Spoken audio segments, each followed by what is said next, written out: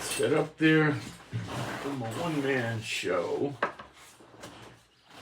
Okay, you can call me Moshe. This is my channel. I live in Israel. I'm in what's called the Galilee, and I've lived here for many years. So you're going to get information from me that's going to be rather difficult to get from people broadcasting around the world, because they're going to get the information typically 12 hours after it's breaking news, and they don't understand. There's one guy on YouTube who I've watched, and I believe I follow him, and he analyzes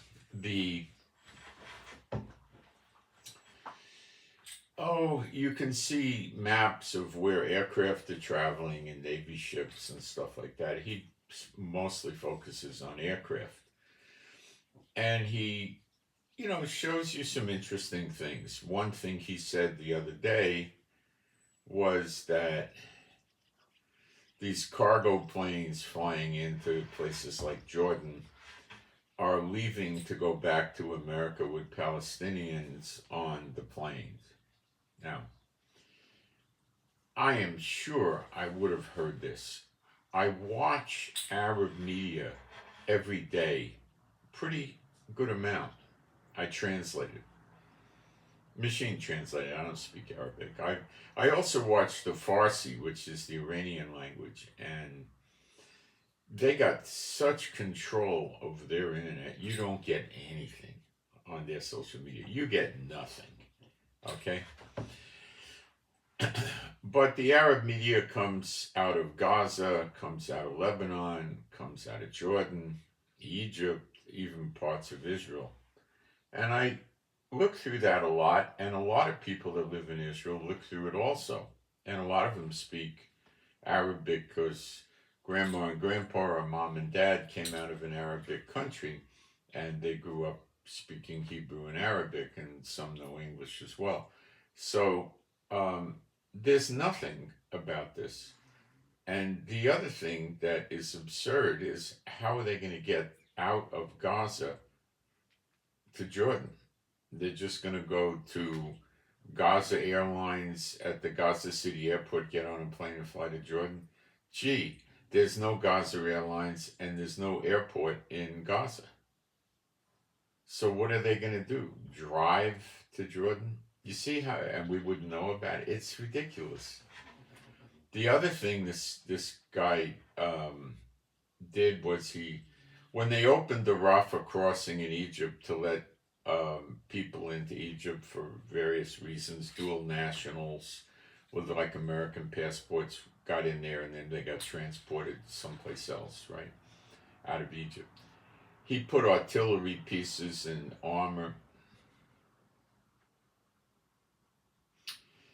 Egypt put artillery pieces and armor down there by the Rafah crossing. Who of these Gazans that could flood Egypt through the Rafah crossing are really Hamas, which Sisi of Egypt wants no part of, and it could be an uncontrollable floodgate. So to make a point that he doesn't want them there, he put artillery and other things there, armor and stuff. Now, this person was saying they're getting ready to invade Israel. Well, one day soon, yeah, but this had nothing to do with it. You see, they don't live here. They don't understand, okay? How many of them really understand that there's no airport in Gaza? And they have no real way of getting ships to Gaza, because our Navy controls everything that goes into Gaza, or an Air Force and everything. So it's rather ridiculous. What it would involve is they went into Egypt and then got on a plane and went to Jordan and then flew to America. That means they have to sneak into Egypt through underground tunnels, which, Hamas isn't going to let them have access to those. I mean, it's impossible, basically. Yeah, and I see other people that are well watched and they don't know what they're doing. Okay, they don't understand the mindset of the Muslim terrorists, the jihadists, the radical crazies, okay?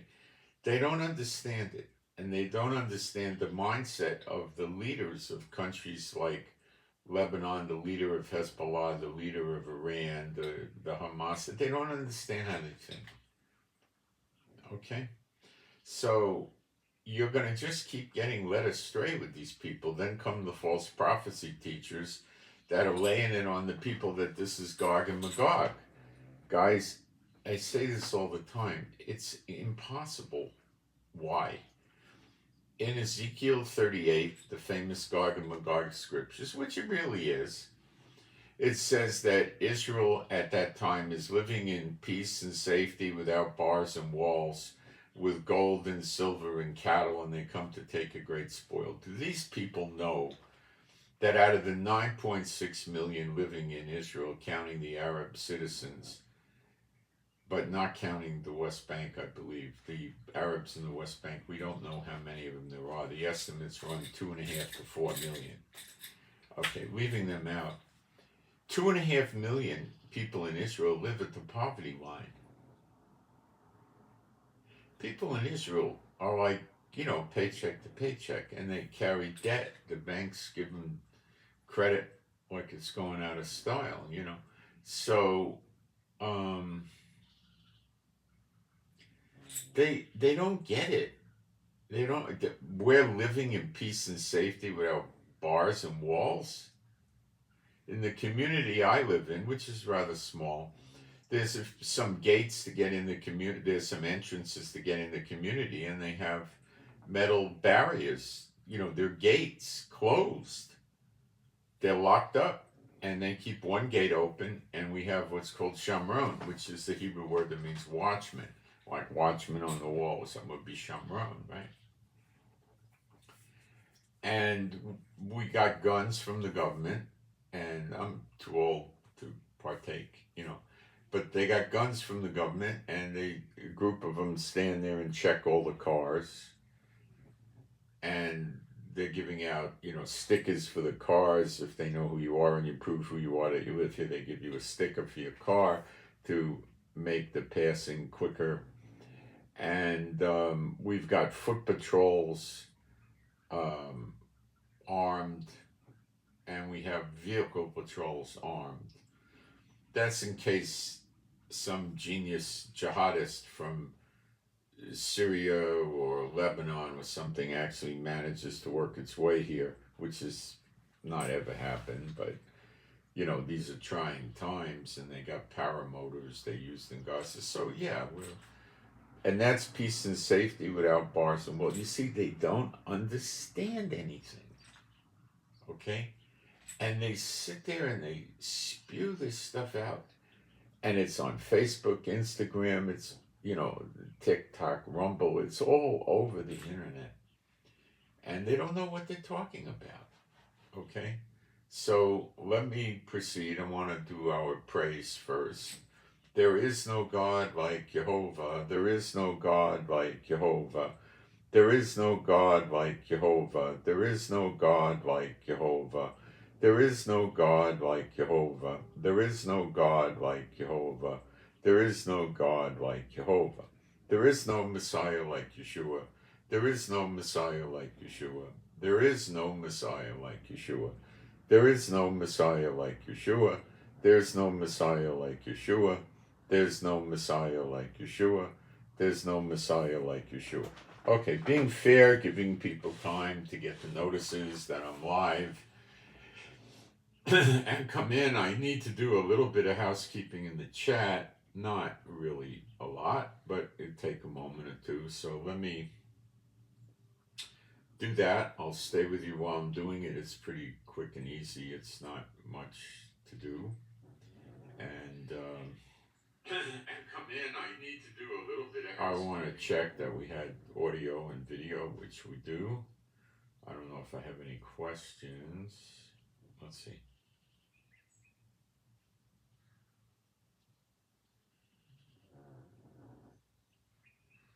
Yeah, the day is at hand. You're not kidding. redemption. We're in the year of redemption / recompenses. It starts with recompenses, but it's the same year, and it contains the day of vengeance, which I believe is the attack on the daughter of Babylon. Okay, let me...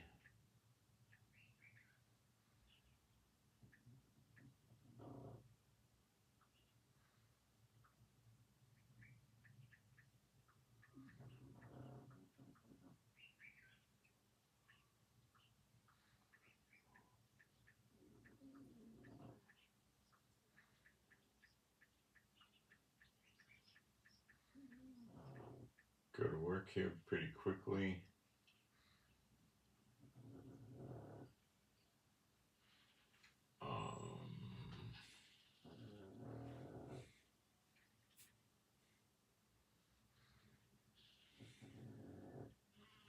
The snoring is my little dog, Chief. He's a Pekingese, and they're brachial cephalic dogs, and they snore.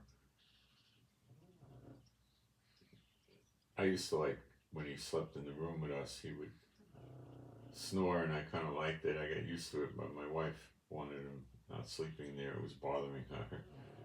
But so we put him in his own room, and the other Pekingese is in there with him. Okay, I'm moving ahead here. Right.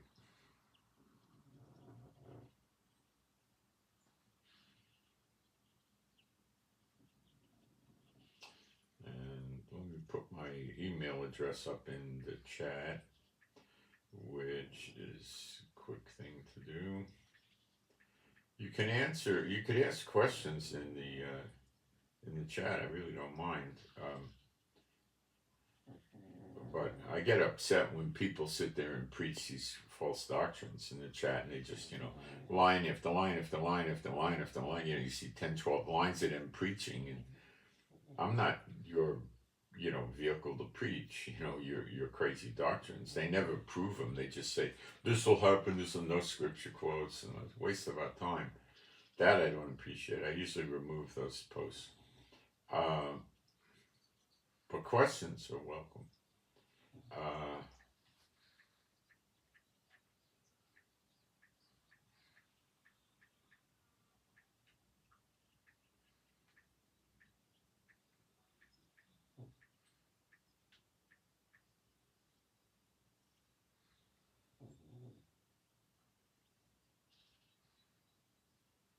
It didn't work. Why can't I get this?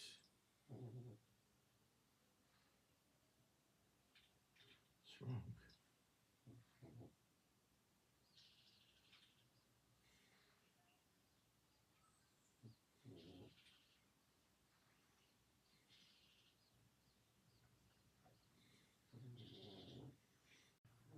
Sorry, we had an internet problem.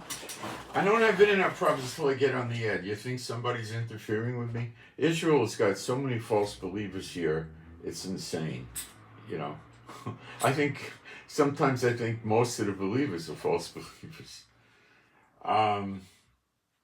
Okay. Satan, of course, worries about Israel more than he does any other country, obviously, right?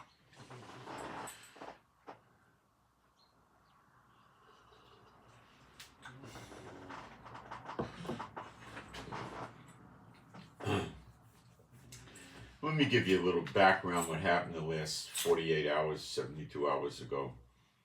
Beginning of around Monday, Nasrallah, the head of Hezbollah, said he's going to make a speech on Friday, and everybody was, he's going to attack Israel and all this stuff, right? And then what happened was nothing but an act of Jehovah. And these false teachers will not admit it because they don't want you to see Jehovah working to help Israel now. They don't want you to see it. Tell you what happened. Hezbollah is a puppet of Iran, as is Hamas in Gaza. And Hezbollah said that, they're in the war. And they started border skirmishes with Israel, lightweight stuff. An occasional rocket into the cities near Israel. and things like this. America said that they would attack Hezbollah if Hezbollah opens up a serious front against Israel, which they don't, America doesn't consider this yet a serious front. But when the House, anyway, and we're fighting with them, and they're doing very badly against us, Hezbollah is. But they keep coming, but they keep getting killed and destroyed, and their outposts get destroyed. Their teams shooting. They use Cornet missiles to shoot at tanks, jeeps, vehicles, outposts, soldiers, anything. So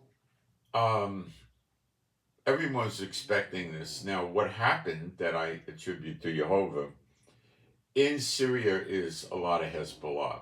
There's a lot of radical groups in Syria that are opposed to the Bashar Assad regime.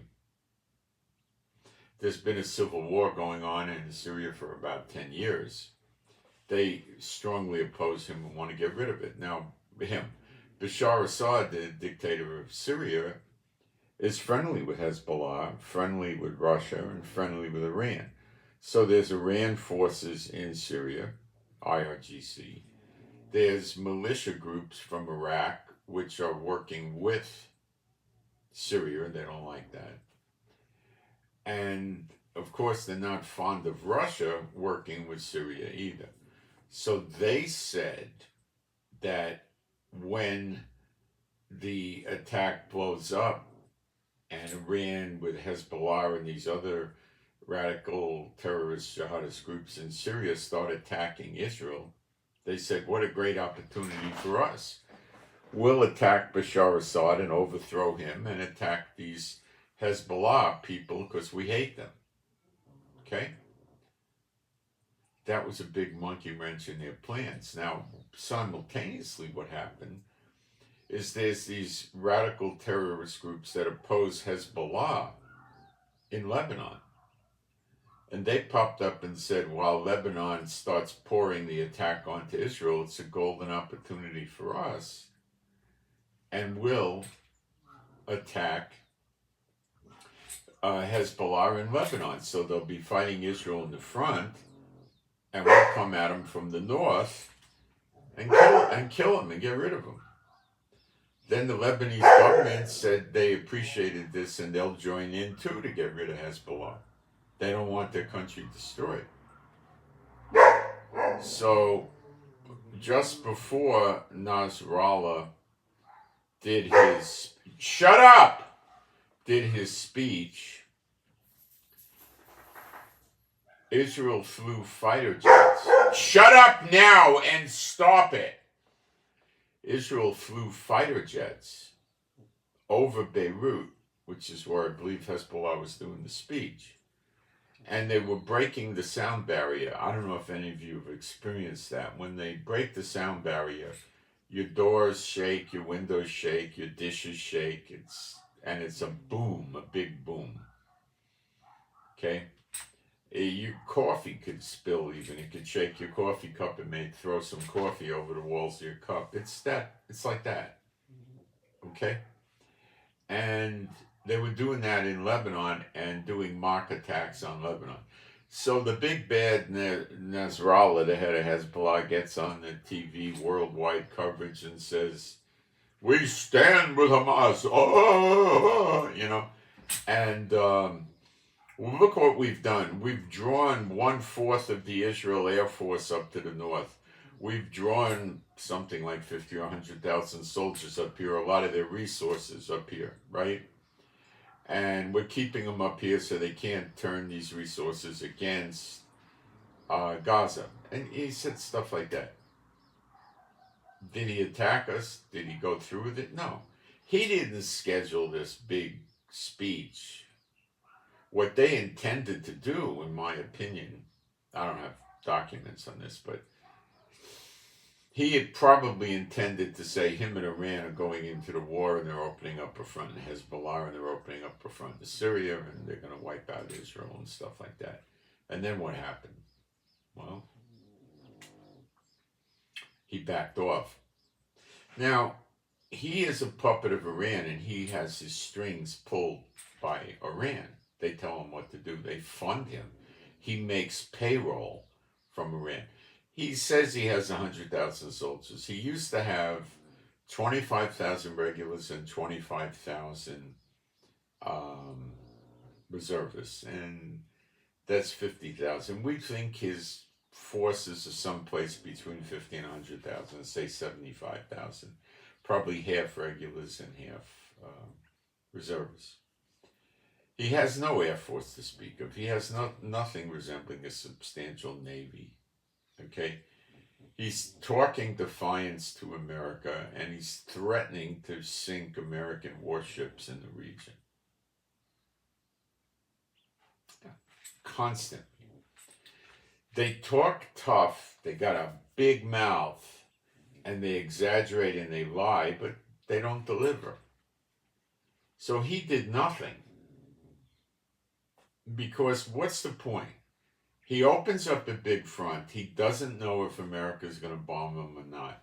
He knows beyond a shadow of a doubt that Israel is probably going to send 100 planes in there, at least maybe 200, and bomb them around the clock.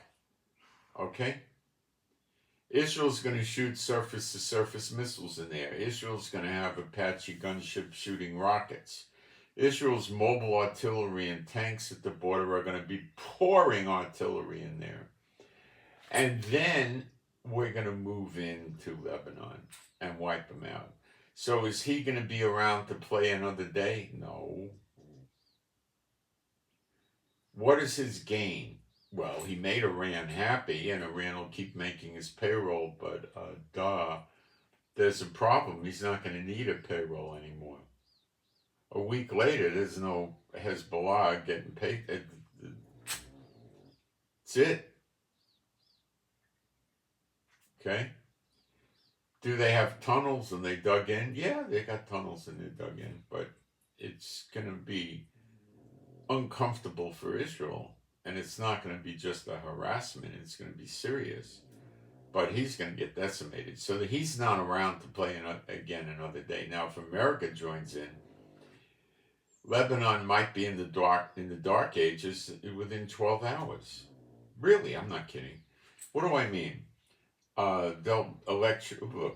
Electricity will fail, internet will fail, phones will fail. Everything will go. America will come at them from the Mediterranean and launch highly accurate, smart cruise missiles called Tomahawks onto sites that, of course, they have the GPS locations of, because we have them. They're 500-pound missiles. That's a lot of damage. That's probably a third or a half of a city block decimated. Okay, probably a half of the city block. And the holes are deep. Okay? What does he gain? He hits some apartment and office buildings and cars and streets in Tel Aviv and Haifa, maybe Jerusalem, for a few hours, and then he's gone. And what happens to him? What happened to Saddam Hussein? He'll go on the hide. He'll try to conceal where he is, or maybe he'll get on an airplane before it starts and run away, go to Qatar, or I don't know where he'll go. And, he may not make it out. He'd get killed. His family could get killed. Yeah, there's no more resistance. The scripture for this is, Lebanon, open your doors, the cedars of Lebanon shall burn. Not really fulfilled. The scripture for Gaza is, they shall swoop down on the shoulders of the Philistines. Both these scriptures are followed very closely, usually in the next phrase or the next sentence. Edom and Moab will get decimated. That's Jordan. So keep your eyes on Jordan. Now, there's no Hezbollah joining in, but let's talk about Iran. Iran is funding the Houthi rebels in Yemen. The big threat to America, not so much Israel, America, is they're getting missiles from Iran, and there's a pincher point down at the bottom of the Red Sea where it opens up. I think they call it the Arabian Sea and the Sea of Oman, on the bottom of Yemen. Okay? And Yemen is where that little pincher point is, where the opening to get into the Red Sea is very narrow. So if they have anti-ship missiles, artillery, regular missiles, this, that, they have no Air Force or Navy. They can shoot. They're not going to be very effective against taking out destroyers. We got a red alert. The last red alert we have, that means there's an incoming missile or something in Israel somewhere. I have it set for the whole country, so I don't. It's not my area. If it's my area, there'd be a land-based siren going off, which there is not. You'd hear it. It's not. I don't want you to hear it. I hope it doesn't happen. So I ask people, please pray that in my area I don't have to go into the fallout shelter, the bomb shelters there. Not pleasant. Okay. Going further here.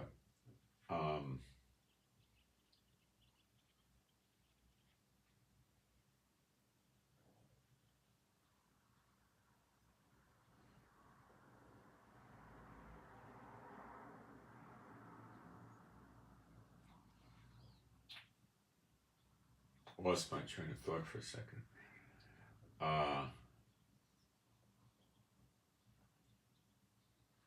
Well, let me re-enter. So, the Houthis are a threat because they could sink merchant marine vessels. They have no defenses. Now, what do I mean? Oil tankers, grain ships, container ships, passenger ships, any kind of ship. Okay? That means the insurance companies that insure container ships and oil tankers and other ships, they insure the ship itself because somebody owns the ship.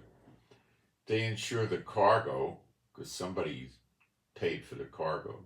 And they insure the crew in case of death or kidnapping or hostage taking. Okay. These ships are very expensive. You could think, $100, $200, $300, $400, $500 million, depending on them. They're quite costly. The cargo is many millions of dollars. So the insurance companies are going to say in 48 hours, we're not covering you, get out. Or 3 days, they'll give them a little notice. Maybe.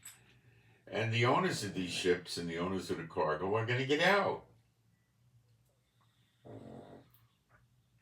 Now, America has 5 warships in the Red Sea, and Israel has 2, but the 2 are up by the Mediterranean there. And we're collectively stopping Houthi missile and rocket attacks into Eilat, okay? People are saying that these missiles are coming out of Yemen, going over 1,000 miles into Eilat, and I say, I don't believe it. I think what they're doing is they snuck into Saudi Arabia with some missiles, and they're shooting them out of Saudi Arabia. Or they had boats somehow and got on the sea, came close in the Red Sea and shot them, something like that. And we're not getting very many of those missiles. So my theory that I think they were doing it out of Saudi Arabia, I think holds water.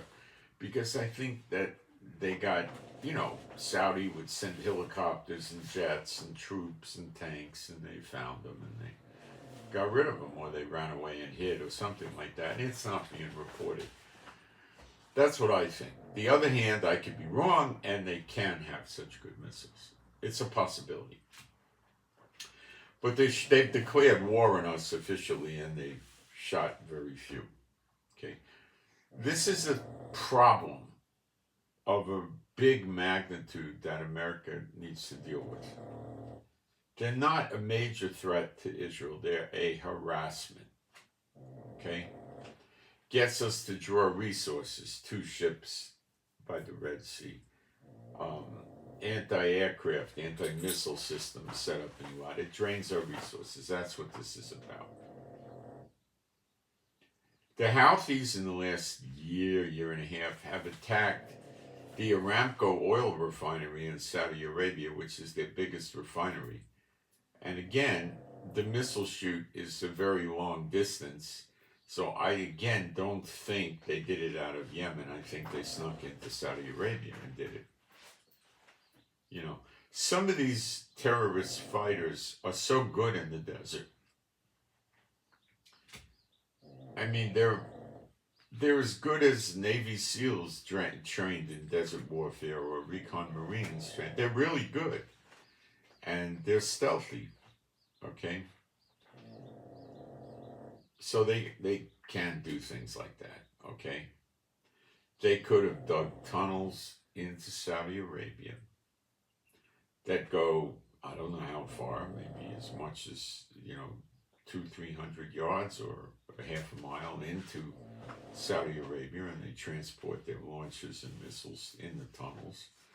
And then they pop out, and they have an intelligence network there that has a vehicle, and they drive and get close, and they launch, and then they get out of there. So they didn't take 80 missiles with them. They probably took a few, and they launched, and they don't have anything else. And the Saudis are probably looking for them and making sure that doesn't happen again, because they have a habit of shooting. They twice hit the Aramco oil facility, but just like with one missile or two missiles. And it took the Saudis a week or 10 days to rebuild the damage and get going. Now, if they could hit the Saudi Aramco field from Yemen, which I have great doubts about, they could hit it with 11 or 12 missiles, and it's not going to take a week or two to rebuild Saudi's largest oil refinery. It's going to take 3 or 4 months or more, and that's going to jolt oil prices by what? Go up $15, $20, $30, but mostly on fear. And that's not going to make America very happy, nor Europe, nor NATO, or a lot of people don't want that.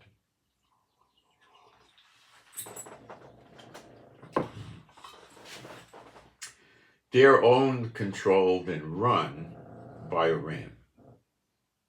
Now, if Iran tells them, we push the green button, the light goes green, be a lean, mean, killing machine and go after Israel, America, and all that, what are they going to do? They don't have any serious amount of tanks or armored personnel carriers. They don't have any Navy. They don't have any Air Force. What are they going to do? Take a 1,000, 1,200 mile trip up through Saudi Arabia to get to Israel with a column of 15 or 25,000 people? Come on, it's absurd. Israel will bomb the convoy. America will bomb the convoy. Saudi Arabia will bomb the convoy. The UAE will help Saudi Arabia bomb the convoy. It's a death march. They'll never make it. They'll never make it. They'd be destroyed. Before they even got close, they'd be destroyed. Probably is when they got to within 400 miles or something of Israel, they'd be warned they're going to get killed if they don't turn back. And if they don't turn back, they get decimated. Everybody would drop on them. There's nothing to talk about. Now Algiers, or Algeria, same country. It's near Morocco at the top of Africa. It's a large country. They have nothing resembling any great military. Now, I went through this the other day, and there's some guy on the internet that speaks knowledgeably, and usually, and he's saying they got a great Navy, they got this, they got nothing. I checked it out with global firepower. You got to be careful. People don't take the trouble to check it out. They read Arab media, the great Algeria army, and the Navy, and it's like fighting Bolivia or something like that, But here's the problem. More so for America than Israel, way more so, 20 times more so. There's a little pincher point to get into the Mediterranean by Spain, mostly down to Morocco, which is on the left or the west, depending if you're geographically challenged, to Algeria. But Algeria is close enough, so they could attack merchant marine vessels traversing through there with not anywhere near the ease that Yemen could do it because it's a much broader pincher point, but could be very damaging. And they could also properly equipped by Russia, China, North Korea, and of course Iran with various kinds of missiles, anti-ship missiles. They could sink merchant marine vessels. Remember, sinking American or British or French military vessels is quite difficult because of their countermeasures, their defenses. But merchant marine vessels have nothing. Nothing.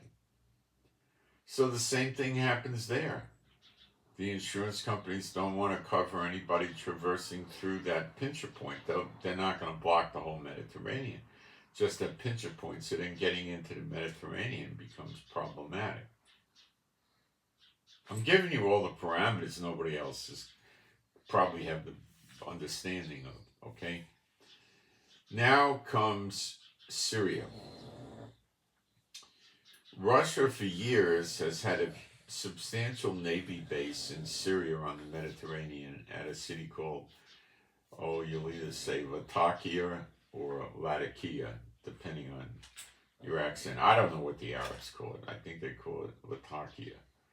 I don't know, but that's what it is, okay? And it's right on the Mediterranean in Syria, and they have naval vessels there and stuff like that. And you must understand that this is important to Russia in terms of a war with NATO. 10 being the most important, this is probably an 8.5 or a 9. It's super important. To back up the Navy base in Latakia going inland a few kilometers, they built an Air Force base. Now, they built an Air Force base that would maybe hold up to 50 jets or something like that. It's not a huge base, you know. It has above ground hangars, as far as I know. There's barracks to house the mechanics, the workmen, you know, and they're going to have a mess hall to feed everybody. They're going to have a clinic with a few doctors and nurses, maybe even a low-level hospital that can do minor surgery or something, you know. They're going to have a quartermaster corps to distribute equipment. They're going to have a communications arm for communications with encryption. They're going to have their anti-missile systems, which are not very good at all, like S-300s and stuff like that, S-400s. They're not very effective. They're not working on stealth jets. And they'll have administration there and so forth. So the air base is mostly to protect the Navy base. And the Navy base usually has, 2-3 ships there, warships, that are designed to get into the Mediterranean quickly in case something goes down. Okay? This is a major headache for America, a substantial headache. Okay?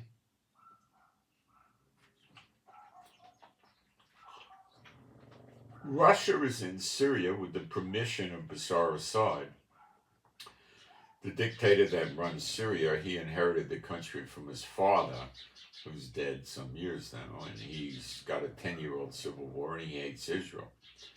So he's hosting, Hezbollah, and probably Hamas is there, but I don't know, and other Iraqi militia, jihadist groups and stuff like that.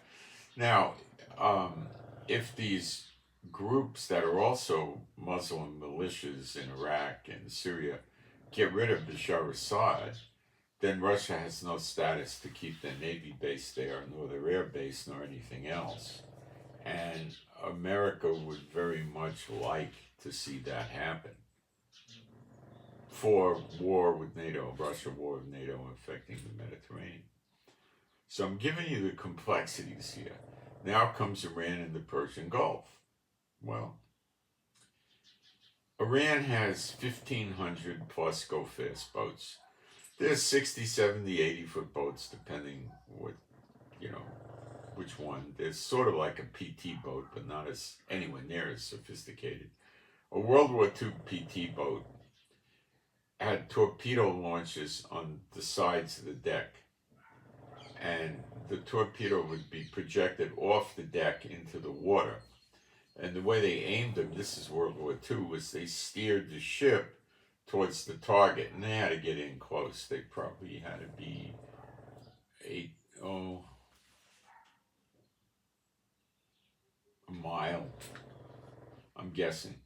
Torpedoes from, in World War II were electric motor driven, and they didn't have a long range, and they went about 60 miles an hour. But this is an immature torpedo system, not like what was on a submarine. And they carried 20 millimeter guns. Sometimes they had two of them. They carried 50 calibers. They had all sorts of armament on them.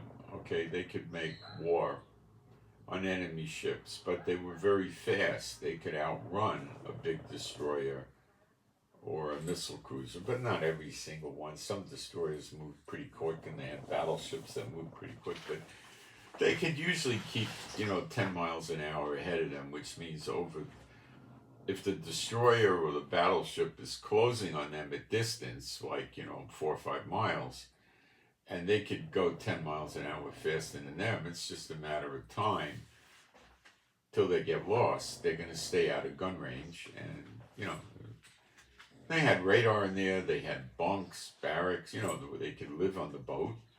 They had a place to go to the bathroom. They had communications room. They had a kitchen. It was a very small, immature kitchen, but they had a cook, and he would feed the guys on the boat and so forth. And they were pretty destructive boats. So Iran took this concept, and they have different versions of them. They're, I believe, civilian vessels that are modified. So they're like what rich kids buy to go, 60 miles an hour in the water and impress everybody, where you got to sit in a seat this thick and buckle yourself in, wear a helmet, you go boom, boom, boom, bounce on the waves, knocks the fillings out of your teeth, and a lot of people call that fun. They're highly maneuverable, and they're reasonably hard to hit because they're not very big. They're not 350, 500 feet. So they're not so easy. In other words, a plane to drop a bomb on them would be very difficult.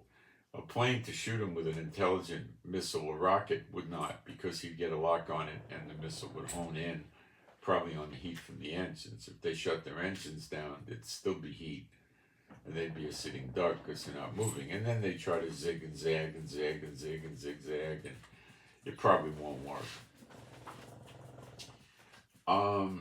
Wasting anti-ship missiles on a small, highly maneuverable, fast target like that is something they're probably not going to do. They don't have to. They can get them with less sophisticated weapons. Okay.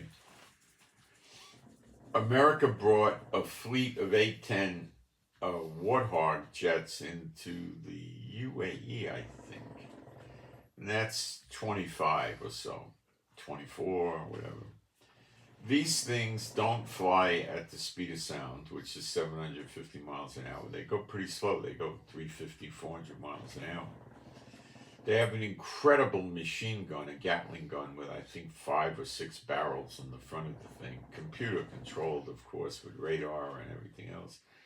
And it shoots 3,900 something rounds per minute of 20 millimeter ammo, which can rip through big boats with an arm. These 20 millimeters, they have shells.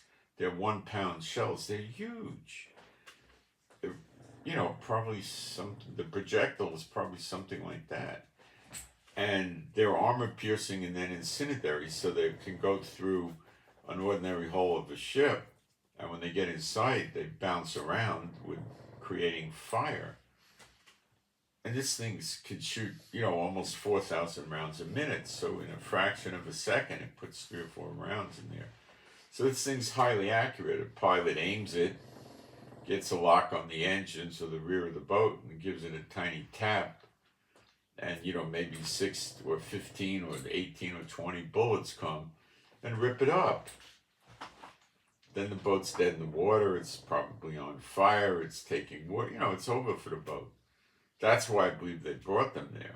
They could also use these things to stop bases from being overrun, like in Iraq and Syria, because they just put walls of bullets out. So if its American base with, I don't know, 300-400 guys or 200. And they're fortified and they got defenses. They got, protective fences. They might have dug trenches around their base or other barriers for tanks. They might have had claymores that could be remote detonated and everything else. And then they get missile and mortar attack and shoulder fire rocket attack from these Iraqi militias, and it's causing injuries. And it's causing the soldiers to have to take shelter. They have places where they could shelter, probably dug out in the ground somewhat or whatever. So they drive them into underground or in bunkers or whatever they got to defend them, to protect themselves from incoming rockets. Then they send thousands of foot soldiers with AK-47s and bayonets to overrun the base and, murder or take hostage the soldiers. So the A-10 AWAC is built for this. So while they're storming the base, 4 or 5 of these A-10s come by, what it sounds like is, the bullets go fast, no, that's too slow. It's even faster. It's even faster. And they're basically just going to lay a bullet in every square foot. And there's not going to be anybody standing from the enemy. Now, do they know that? Do they understand it? Do they care? Do the leaders that are controlling them care? No. They don't want to waste their troops and send them in just to get mowed down, but they're after the Americans. They're still, every day, attacking these American bases in Iraq and Syria. China and Russia are behind the snare for America. America's being drawn into a snare. Okay? And the Lord showed me stuff today, and this snare has been working for years. What I believe, what I'm quite positive, caused this was the sanctions Trump started putting on China and Russia. And Biden became a great fan of sanctions. And do they work? They work. The China economy is not in the toilet, it's under the toilet. And the Russian economy is very bad also. As is the Iranian economy not doing well. Okay? And these countries all fake, and of course the North Korea economy is a joke, it's that bad. The Lebanon economy is bad, the Syrian economy is bad. Okay? These crazy jihadist terrorists breed. They come in and all they can think about is killing America and killing Israel. They don't care about this. Oh, they posted freedom for Palestine. Gee, I'm really so offended. Oh, it hurts me. Oh, you really got to me. Block them.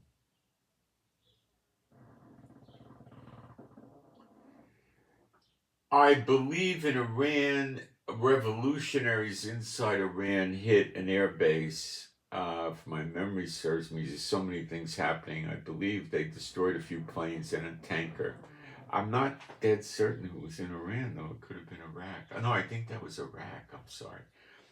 I don't know about the air base being hit. I'm sorry.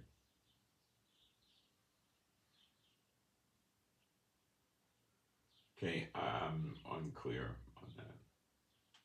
All right. So, Iran's role in this thing is not getting fulfilled yet. But let me tell you what her role is. It's to feed the Houthis weapons and money so they could stop the flow of oil, predominantly in the Red Sea. Oil prices will go up. They, with their 1,500 go-fast boats, they've got 8 or 9 sort of kind of maybe decent naval vessels at most. Their Air Force has planes, but they're mostly back to Cold War or 1995 or something. They're not up to date. They're not a major threat to the missile defense systems and the fighter jets used by Israel and America and the UK and France and Germany, cut through them like a hot knife through butter that just fold. So they got these go-fast boats, which is a disposable asset, just like Hamas found out they were. And these go-fast boats can take out ships, even a naval vessel. Now they could launch they can put anti-ship missile launchers on these boats too. And they could shoot armor-piercing RPGs, other shoulder-fired missiles off the boat. They usually put a .50 caliber on it, which isn't really a serious threat to a big Navy vessel of America or Israel, but it's a threat. But, then they've got their immature torpedo launchers. Sometimes they put mortars on them. Each of these boats got a different weapons scheme, but nothing great on it. So how do you attack a big aircraft carrier or destroyer or a missile cruiser? Is you're not going to send 3 or 4 of these boats. You'll send 25 or 50 or 100, really. And it's a swarm attack trying to overwhelm the defense systems of the Navy boat. They would combine that with a large amount of drones coming at the same time. Could they overwhelm the defenses of a Navy vessel from America? Well, maybe one vessel, but if you've got them in groups of, say, 3 or 4, or even 2, it's a little hard. But if you're getting up to 3, all the missile defense systems of all 3 are going to work, and then a swarm attack is rather difficult to put together. And then how many times could they do it? And putting something together is going to get picked up by the American reconnaissance, like assembling, 4 groups of 25 go-fast boats at the same time is going to get their attention. If Iran can't control the Persian Gulf, by that I mean stop tanker ships with oil and gas, stop container ships and grain tankers and everything else. If they could control it and only let friendly ships move in and out, oil at the same time as they're getting, the Houthis are closing the Red Sea, at the same time as Algeria, who undoubtedly is working with Iran, I would say, shuts off oil tankers and grain ships and stuff going in and out of the Mediterranean as best they can. You're going to see oil at probably something like $200, $300 a barrel. It could go higher even. And that's going to crush the economies of Europe, North America, South America, Central America, Caribbean, many countries. Okay, many countries. To stop that, America would have to probably get into about 10, 12 boats. I don't think they're going to risk an aircraft carrier in there because they don't have to. They'll just put it nearby. But destroyers and missile cruisers and submarines they're not terribly worried about. They're all not going to get taken out. So they can put them up there. And that would have some deterrent value, but there comes the snare. More military resources taken from America and put in the Persian Gulf. And for how long? Until Iran decides to stop. See, America is after Iran. Okay? They didn't bring 70 warships from America and other countries, although mostly America, into the theater, the region here in the Middle East. They didn't bring probably 200 aircraft in addition to the several aircraft carrier groups here, and all sorts of other equipment and some troops into the theater just to fight Hamas and Hezbollah and the Houthi rebels. That's a joke. They probably would have brought 1 aircraft carrier group with 4 or 5 ships, and that would have been it. From the Mediterranean, it could hit the Houthis, it could hit Hezbollah, it could hit Hamas, whatever. Syria.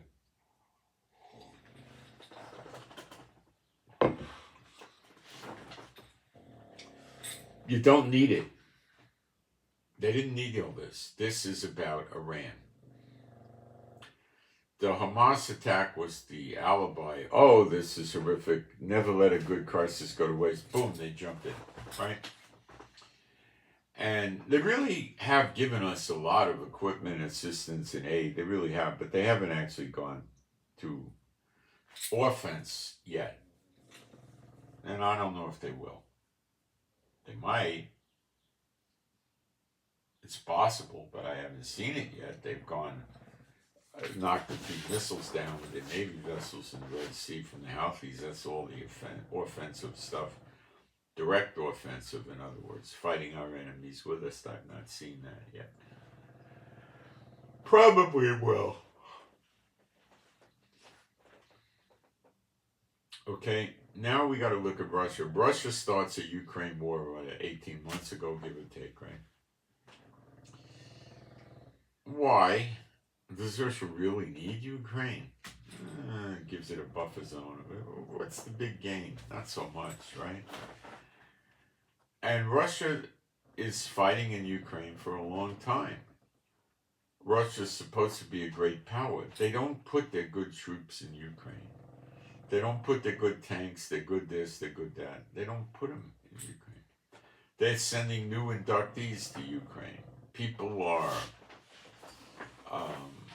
going AWOL, absent without leave. They're running away, abandoning the Russian army, surrendering.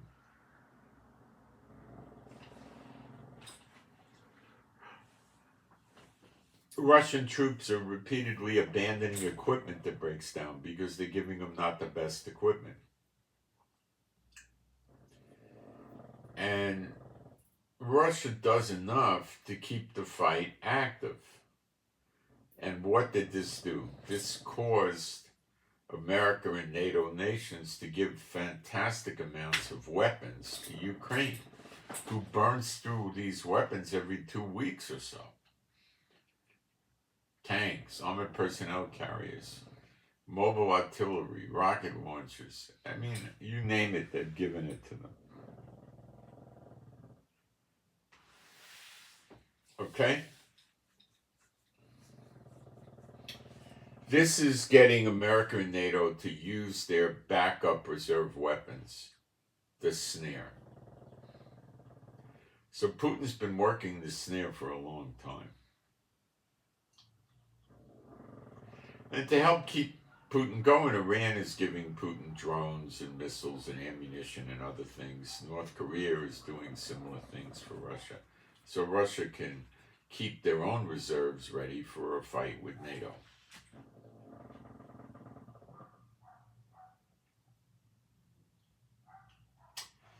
Now, we need to, so the idea is to draw a lot of American weapons into the Pacific to defend South Korea, Taiwan, and Japan from China and North Korea. Have they done that? You bet. There's quite a few aircraft carriers in the Pacific and quite a few planes. So America's being stretched now in 3 areas: Ukraine, Middle East, and the Pacific. When China and Russia feel, because they're the 2 callers of the shots, Iran's in on it, but they're not calling. Russia and China are not letting Iran tell them what to do. It's the other way around.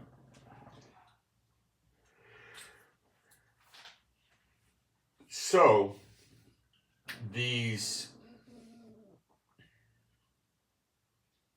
countries are giving Iran weapons that they could use against Ukraine, so Russia doesn't use up this storehouse of weapons.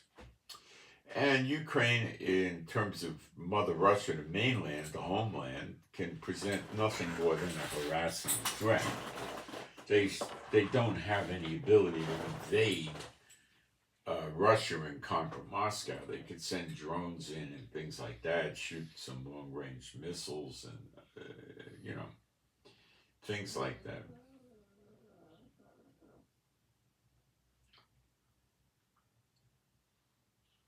Okay?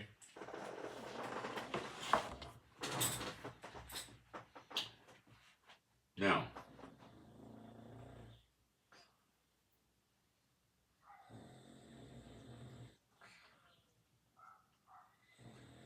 Russia got America to deplete their weapons reserve backups along with other countries in Europe, even down to giving jet planes. This is great for war because the other side's going to run out of weapons before you will, and then you win. Okay? It's great tactics. Iran is working the snare by having America bring all this military equipment into the Middle East. And China's working the snare by having them bring all this military equipment into the Pacific. Now, what's to stop North Korea, China, Iran, and Russia, when the moment is right, attacking America, which is in the Bible? Okay, it's Jeremiah 50, 51, and Isaiah 47. That's America. Now, there's, hold on a second. Shh, quiet!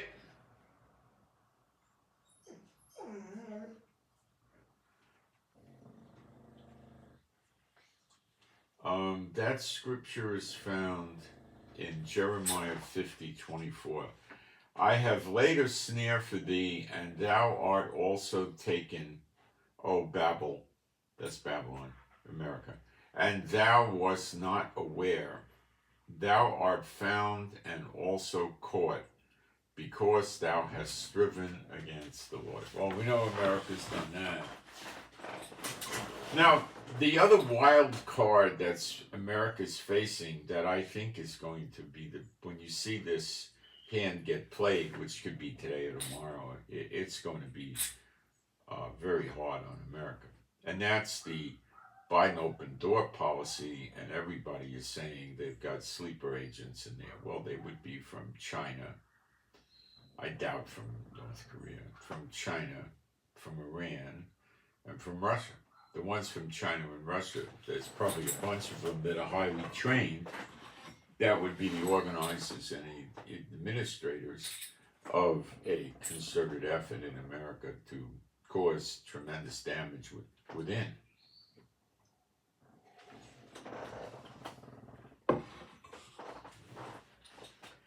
I would say, putting it all together, you've got to have over 100,000 of these. Remember years ago, there was a lot of splash in the news about Muslim training camps in America.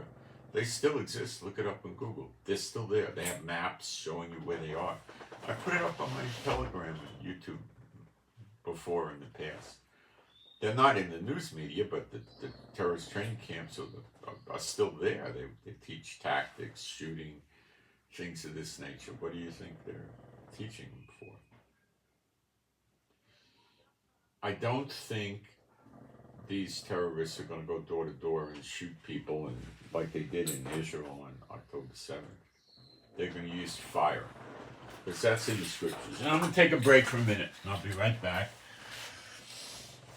And then we'll talk a lot more about what's going on in Gaza with Hamas.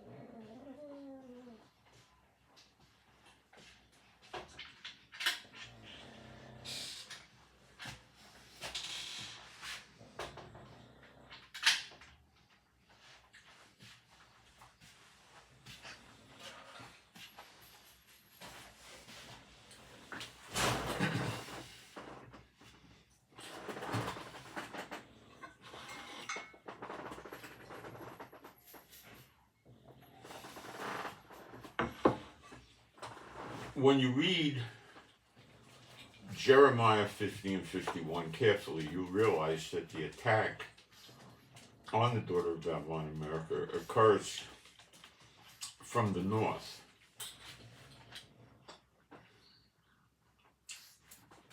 What's north of America? Canada. And then you go up to Alaska, which is the utmost part of America. And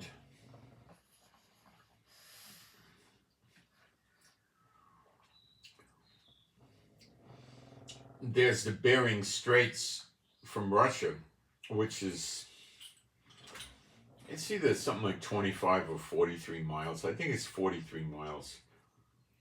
It's sort of a pincher point, but not a very short one. But in the winters, it freezes and you could actually walk across it. Sometimes, not every year, but it happens. A 40 or so mile trip with a boat going 25 miles an hour, which is a kind of a slow military boat, it would take an hour and a half. For an airplane, I don't know, 2-3 minutes. I mean, nothing, right?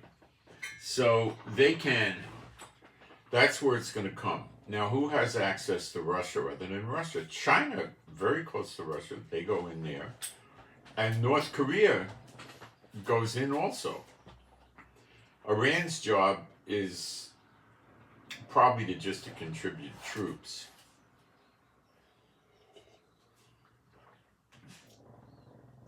So Iran will be working the area of the Middle East, I guess, and sending some troops over to fight America. Now comes Pearl Harbor and Hawaii.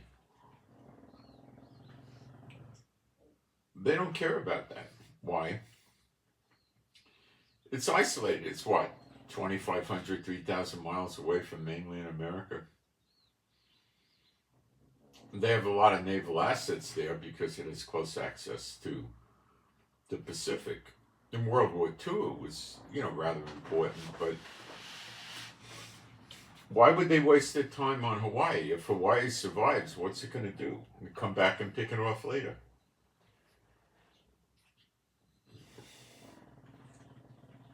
Puerto Rico, U.S. Virgin Islands, same thing. Who cares? Cuba will have to deal with, well, the Guantanamo base in Cuba will have to deal with, but that's a minor point. Canada has no substantial military that can defend itself. So the invaders, from what I interpret Jeremiah 50:51, will enter from the Bering Straits, come into, this is the ground forces, come into Alaska, which is going to be somewhat of a fight because America does fortify Alaska, and then drop down to Canada, which is no fight, and then enter America. But it also says they're going to come in from all over. It says the walls of America are going to come down. Well, did you ever see the big Canadian wall to keep those horrible Canadian terrorists out of America? There is no such wall. How about the wall on the Atlantic Ocean to keep the invaders from hitting the Atlantic Ocean? Oh, gee, they don't have such a wall. How about the Gulf of Mexico wall to protect America from the south in the Gulf of Mexico? No such wall. How about the wall on the Pacific? No such wall. What wall could it only be? The Mexico-America wall, so they're going to come in through Mexico too. And have you not seen illegal aliens swarming in through Mexico already? But the wall's not down, but it will be. And they'll come into America just like the Gaza civilians came into Israel on October 7th to rape, plunder, pillage, steal, murder. Just get in on the act and get a free lunch, right? So you'll have the cartels and everyone else swarming into America doing whatever they're going to do. Before this happens, you're going to definitely see the sleeper agents released. And I don't think they're going to go house to house and go boom, boom, boom, like they did, because thanks to Netanyahu's absolute lunacy with gun control, and the people were unarmed. He's still, he's still hanging on to his gun control. He doesn't want to admit he was wrong because it will hurt him politically, but he was wrong.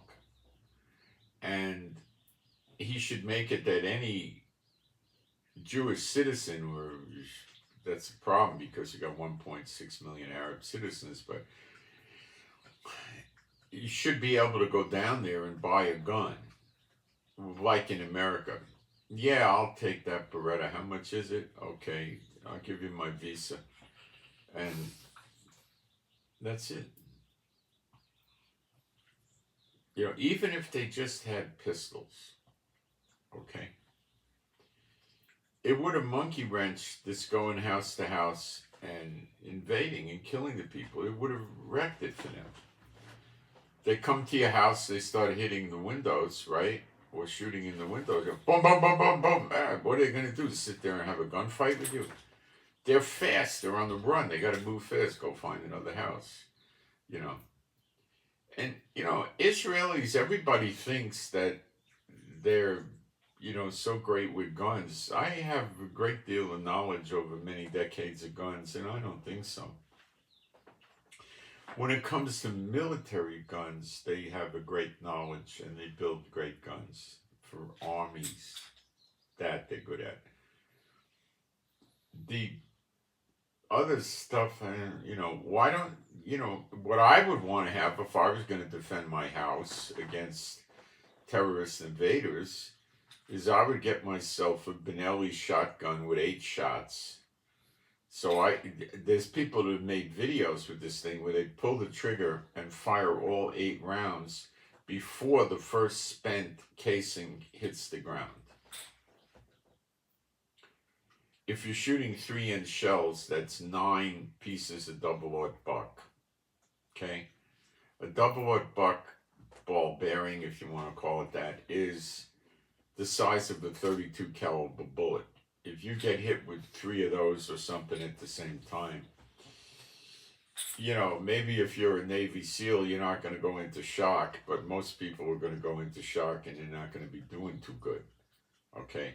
Now, you put a choke on this thing, which is, if you got knowledge, it's not hard to do this, and that'll group at about like something like this, 12, 15 inches, 18 inches, at 100 yards. So that means if you can aim so-so, or you put an optical sight on it, you can hit an enemy attacking you at 100 yards, and if you got 12 pellets in there, you're probably going to hit him with, if not all 12, 6 or 8. It's going to go into shock. In other words, the fight's going to be out of him. Even if you leg shoot him, the fight will be out of him. The human body tends to shut down when it has a lot of heavy trauma hitting it at the same time. Okay? You could also use a kind of a heavy rifle, like a 308 with armor-piercing rounds, which is lawful in America. And it'll cut right through most of the bulletproof vests. 1 round from a 308 should be curtains for most people. If you get a decent hit, they're out of the fight.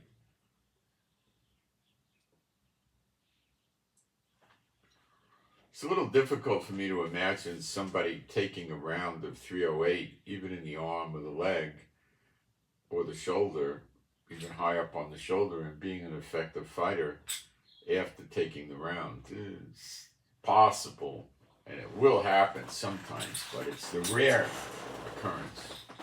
Most of the time, they'd be out of the fight. 308 is a 180 grain bullet going at about 3,300 feet per second. 180 grain. The regular, the 5.56, the M16 round, the .223 they call it, that's roughly 55 grain, 60 grain, 50 grain, about 50 or 60 grain bullet, 1/3 the size of the 308.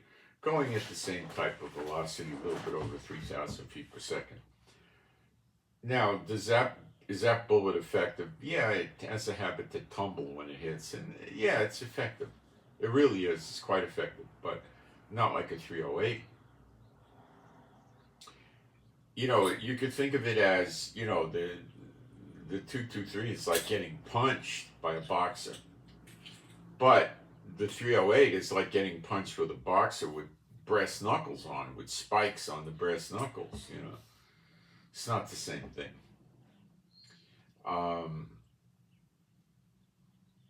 So I blame Netanyahu for this moronic gun control. Israel was not in the right place for gun control. Mistake. And it cost people their lives. That wouldn't have happened if they had guns.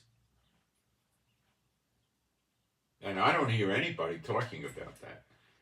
Because the people in Israel have come to believe that if you open the guns up like America, you're going to have mass shootings and mass killings. Well, look what happened on October 7th when you don't do it. See my point?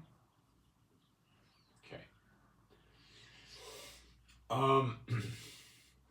They don't understand the type of people in America are not the type of people in Israel, so it's not going to happen, but moving along.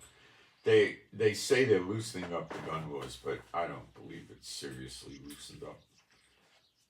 I don't believe it.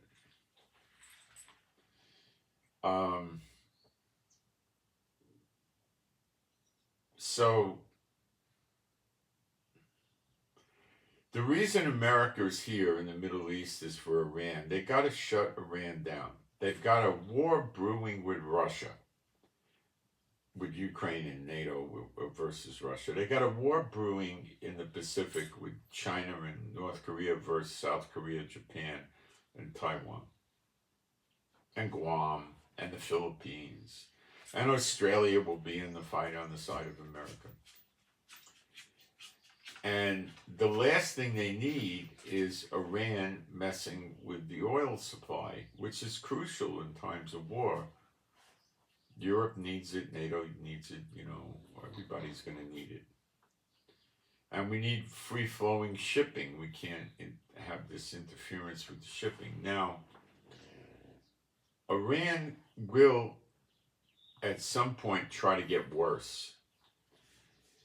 If they weren't just stopped the other day with the Hezbollah speech, they would threaten Kuwait, Bahrain, Qatar, UAE, Oman, and Saudi Arabia. And they would say, reduce your oil production by, 2 or 3 million barrels a day or more. They all start dropping the oil production. The price of oil goes up and up and up. If oil goes to $100, $120, people could take it. If oil goes to $200, they could take it for maybe a very brief period of time. $250, $300. In America, you'd be paying like, $9, $10 at the pump. Europe would be paying like 18, 20, 22. People wouldn't be able. Europe's paying $9 at the pump now. We're paying $8 for diesel in Israel. $3 of it is a tax. So they wouldn't be able to go to work in America. A lot of people go 25, 30, 40 miles each way to go to work. They got SUVs, they got pickups, they got big cars. How are they going to get to work?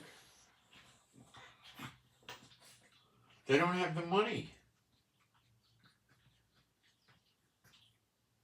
If they burned 3 gallons each way, 6 gallons a day at $9, which is what Europe pays now, they're spending $54 a day going to work, which is about $270 a week, which is roughly $1,000 a month for gas.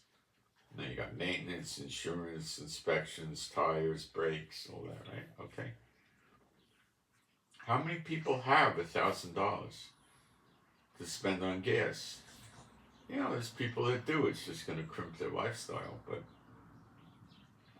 then the trucks, everything comes to your stores with trucks. The trucks are going to suffer So the price of shipping goes up. The ships, the merchant marine vessels use fuel. The price of shipping goes up on the boats. And the airlines, man, the flights you're paying $300 for are, if you're lucky, they'll be $450. If you're not, they'll be $550. The economies will go down. So it's their version of the sanctions against America. Okay. So that's what America wants to stop. And the way to stop that is to stop Iran. That's why there's something like 70 naval vessels here and all this aircraft and bombs and equipment and soldiers in the Middle East here. So what they intend to do is, in my opinion, is Israel's going to finish Hamas off. The end is close. I'll explain.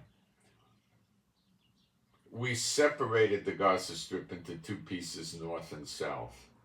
The civilians were encouraged to leave the north and go to the south, and about 700,000 did so. Okay?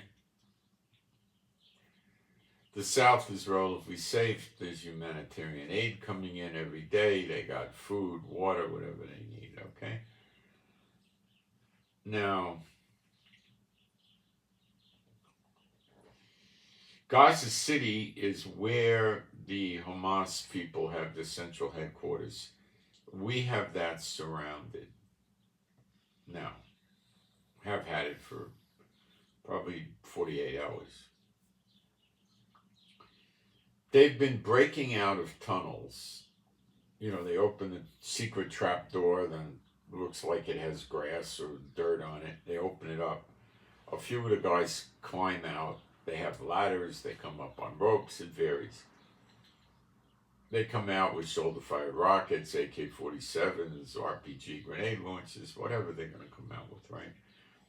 And they come out in groups, usually no more than 25, and they start shooting at American soldiers in Gaza, which is generally rendering them no deaths and maybe some injured, but often nothing, and they get killed.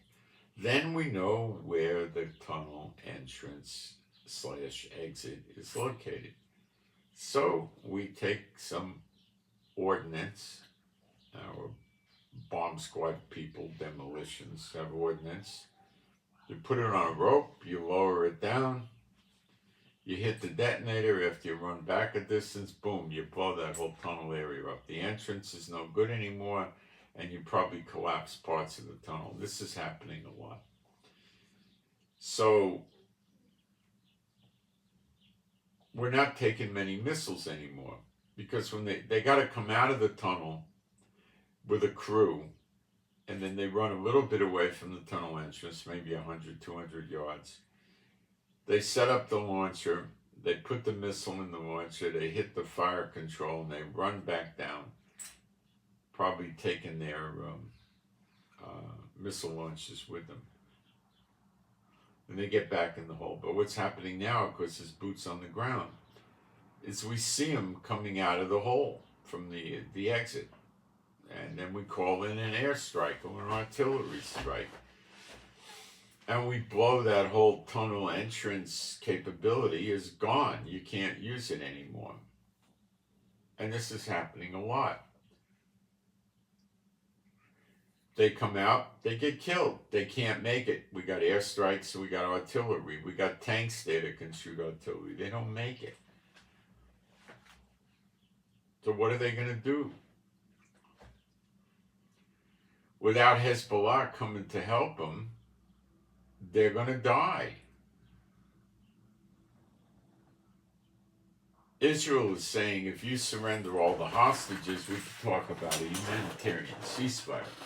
If they surrender all the hostages, in their minds, they got no game, okay? They got nothing left, okay? They're not going to go give up the hostages so quick and easy, okay? Why? They're scared. They think that's their security. Israel and America are running drones, reconnaissance, air flights over Gaza all the time. What are we looking for? Well, movement of hostages for sure, clues as to where hostages may be, and we're also looking for troops exiting the tunnel network, trying to set up missile launches or stage attacks at us. So when they get out of these tunnels, they got to begin their attack before they get seen by drones and reconnaissance air force and Israeli soldiers with observation posts, which is basically a tower with a platform, and they stay up there with binoculars and keep searching, like a fire lookout tower, but not that high, looking for soldiers moving around, okay, outside the tunnels. And then they could call snipers, they could call artillery, mortars, or airstrikes.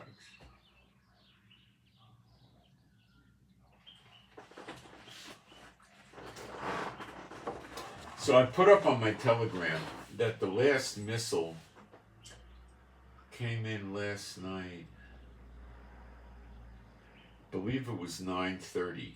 Let's take a look. My Telegram has the red alerts on it in real time. If you join Telegram, yours will too.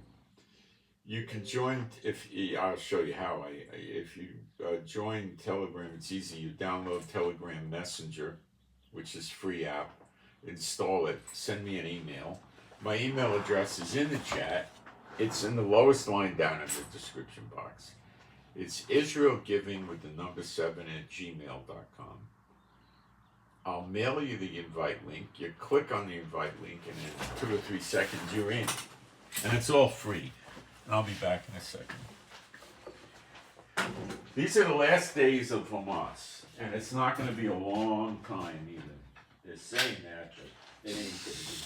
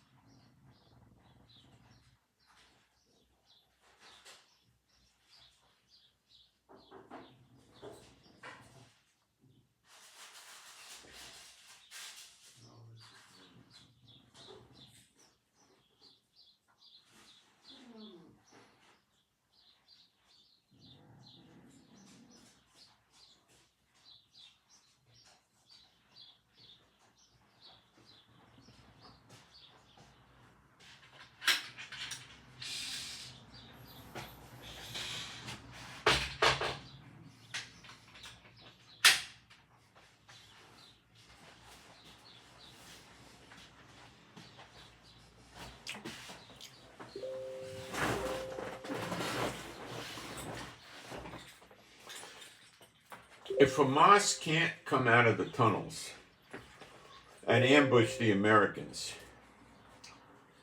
they can't finish the fight. They're going to lose. If they can't hold their outposts, see the Americans coming and attack and kill them, they can't hold up. America is opening up the tunnel entrances and dropping explosives in.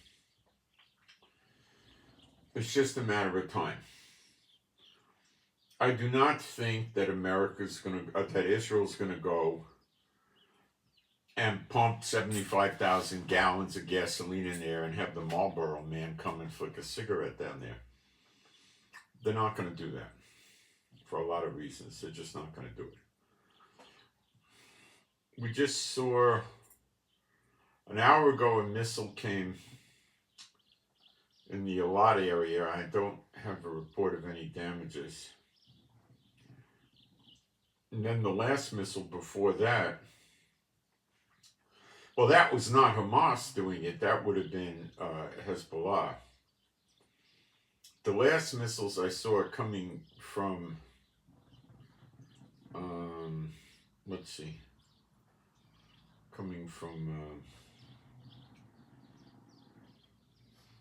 don't know if this was Lebanon or Hamas, probably Hamas. Last night, which I think was, 9:30, about 9:30.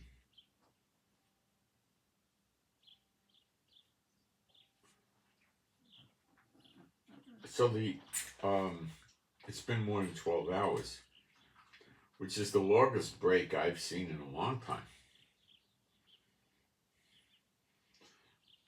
See, the point that's going to occur to them pretty quick is, what's the point anymore? We can't shoot missiles. We can't deter the Israeli ground forces. We're finished. Hezbollah's not coming. Iran's also not coming. And they'll start thinking about a negotiated surrender, but Israel is insisting it's unconditional surrender. What will happen is this. If they don't surrender, over the days and even maybe a week or two, more and more tunnel entrances will be uncovered. Probably it'll start getting a rate of 4 or 5 a day, 10 a day, 15 a day, explosives going in, and then they're going to be stuck like rats in the hole. So they could decide to die like rats in the ground, or they could surrender. There's not much else they can do.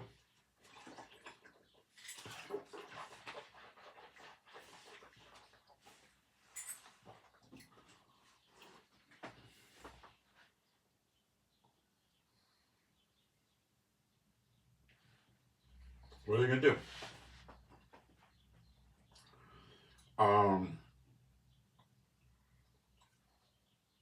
What would happen if they don't surrender is tens of thousands of them would be dead. Okay? And they may take that path. I don't know. If they surrender, then what Israel's going to do is run military war trials, tribunals against them, like they did.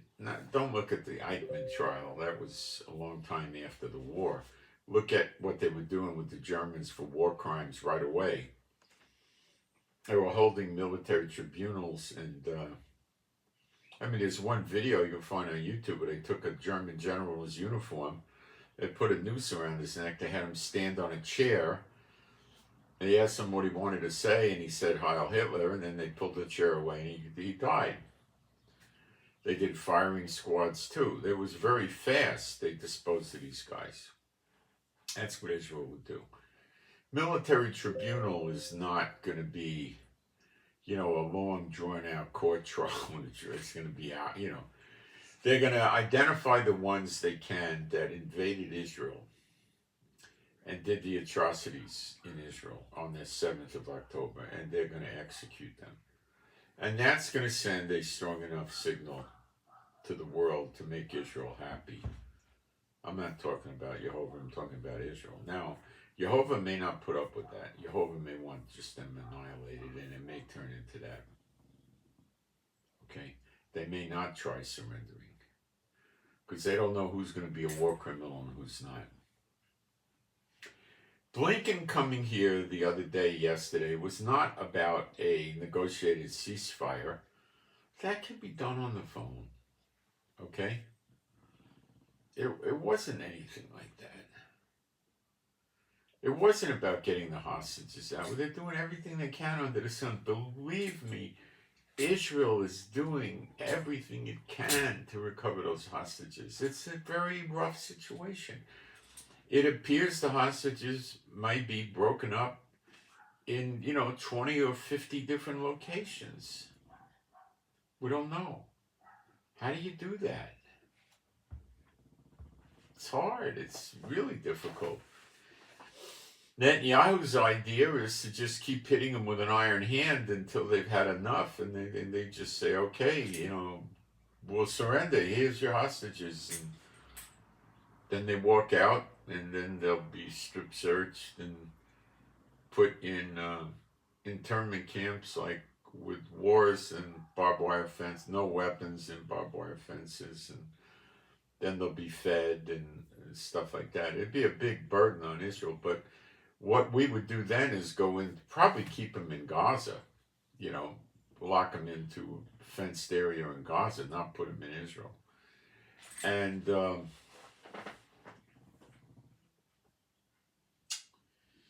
then we go through, the first thing we do is just destroy all the tunnels. Why?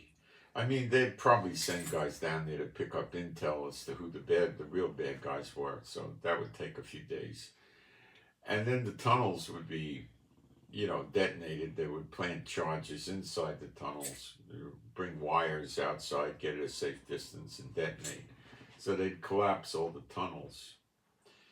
And they would get rid of all their weapons, manufacturing facilities, their weapons storehouses, their computers, their offices, their uniforms, their vehicles would get confiscated. They'd have nothing. They'd have nothing, and then leave them in God. Now, that's not necessarily what God wants for this atrocity, so don't be so sure, okay? Don't be so sure what happens, okay? It may get a lot worse for them in Hamas than what I'm talking about, because this is payback for what they did. And they did the most vile, atrocious things when they were inside Israel. They really did. So, the snare is well on its way for the attack on America. And America's assembled this great force here because they know it, and they know they got to knock Iran out. That's the kingpin.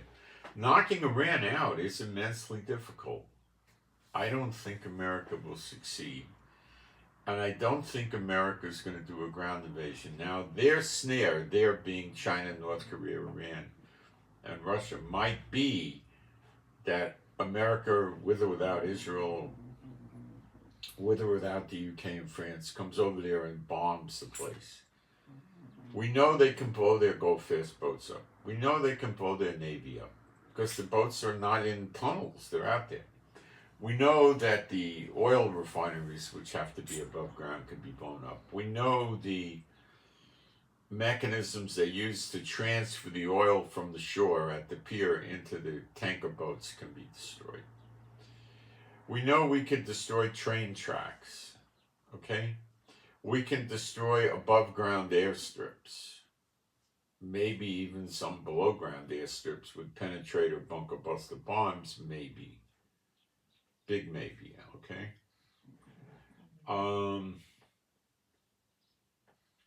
We can bomb military bases. We can bomb their intelligence and military office complexes above ground. I imagine they don't have immature tunnel networks like Hamas has. I would think over the many years they built up underground networks where they have you know, roads that are maybe 20, 25 feet wide, and they might be, 12 or more feet high, made with concrete and reinforced beams and stuff like that, probably a good 100 feet below the earth, and they could drive around on those things with electric vehicles anyway, or maybe to have enough ventilation they can actually use gasoline or diesel powered vehicles. I doubt that. They could also rig a transportation system inside, like an electric train, if you will, with tracks that they could put personnel and people on and move things around in the tunnels. Their tunnel network is probably 1,000 miles.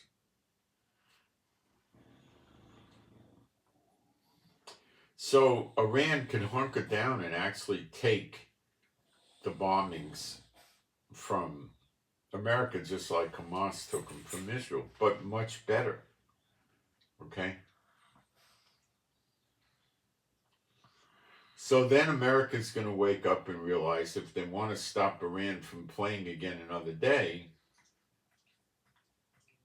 the only realistic way to do that is to do a ground invasion, which would be the absolute stupidest thing they could ever do, because Russia and China would take great advantage of it. But from what I could tell, they have no ability to severely disable Iran without a ground invasion, very similar to us and Hamas.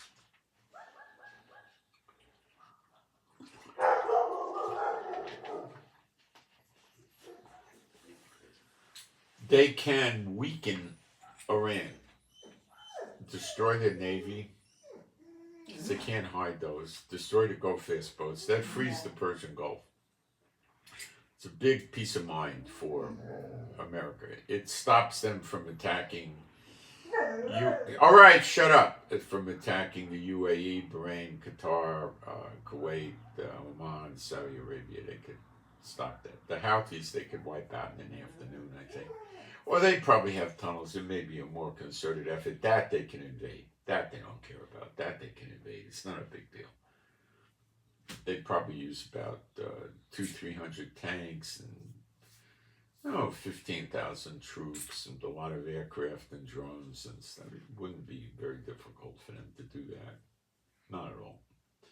And they'd rout them out, it'd be a month, maybe less even. I don't know. It's not something they would worry about doing. And then they would restore order with Yemen, and Saudi would be happy, and there'd be an Abrahamic Accord with Israel. This is what they want. What they want and what they expect is never going to happen for both sides. Jehovah's never going to let that happen. They're all going to be in constant confusion and derision and not know what's going on.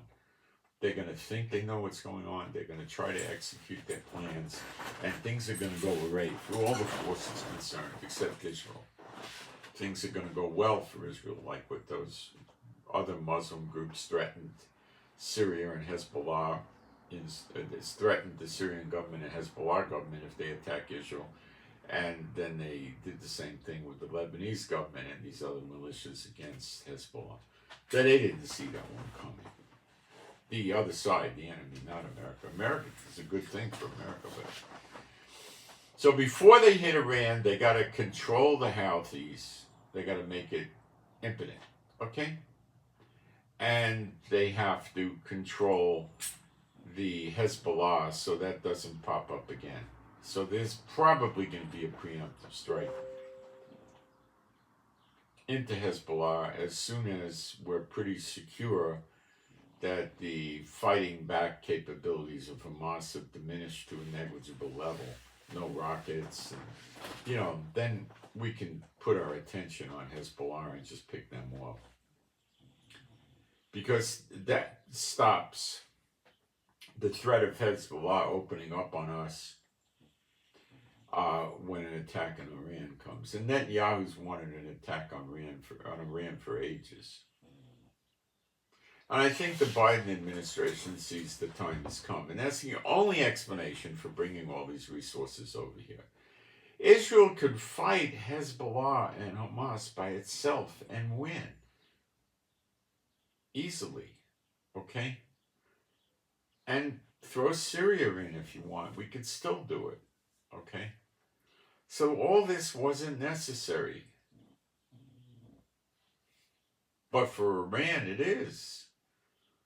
And they're building up their aircraft carriers and naval reserves and aircraft in the Pacific because they know China may attack when they hit Iran because they have a mutual defense treaty. And of course, you know they're built up in Europe, NATO and everybody else. So the snare is set, and they're just waiting for America to get deeper and deeper into the snare. Then they're going to pull the trap door and close them in the snare. And that's going to be, the beginning of that's going to be the sleeper agents in America are going to start unleashing, and it's going to be fire. They're not going to go shooting. They may do a little shooting. They're going to get killed. Too many guns in America. They may cause bridges to blow up, trains blow up, stuff like that. That's going to be considered. It's horrible, but it'll be harassment. It's not going to be militaristically significant. Or militarily significant, I should say.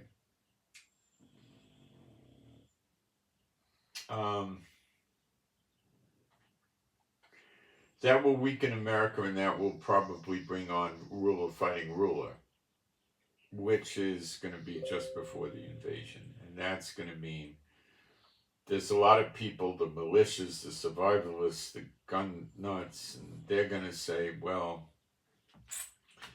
Biden caused this problem with the open door and backing Israel at the same time, and we need to get rid of Biden. And Biden's not going to voluntarily go. So this could, cause succession in the United States where cities, counties, states succeed from the Union. Biden's not going to let them succeed from the Union. He's going to fight against them, and there you have it. And that will weaken America to the last straw when they roll in. But it says in the scriptures, it's going to happen with fires in and about the cities. And they could do that. They've done that in Israel. I told you the other day they get helium balloons and they put some, in simple terms, lighter fluid for a barbecue or gasoline in there with a fuse that has a timer for whatever minutes, 3, 4, 5 minutes. They launch the balloons into the wind so it gets carried into Israel and lands. And then when the timer's out, it explodes or bursts into flames, I should say, and a fire has begun.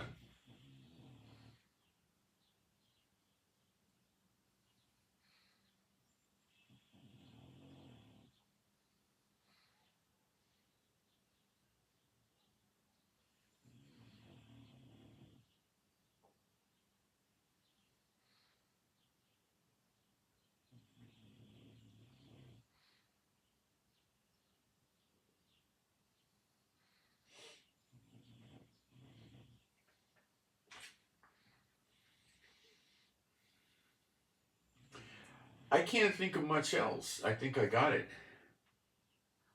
I think I've got it covered.